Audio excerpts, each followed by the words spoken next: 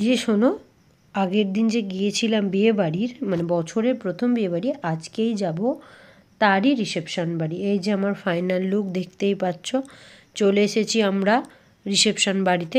দারুণ সাজানো হয়েছিল, মানে তো সাজানো হবেই, কিন্তু চারিদিকটা খুব সুন্দর লাগছিল।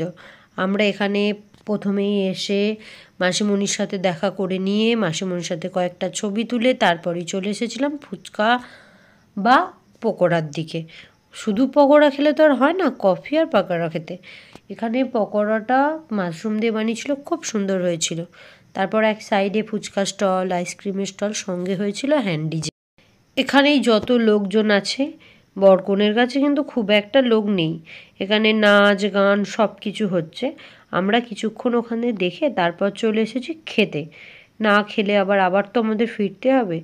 এখানে মাটন হয়েছিল, আর রাইস আর চিলি চিকেন, যেটা আমার সব থেকে ফেভারিট।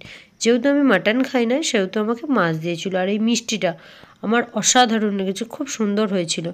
লাস্টে এই পানটা দিয়েছে, যেটা আমি খাবো না, বাড়িতে নিয়ে চলে যাব।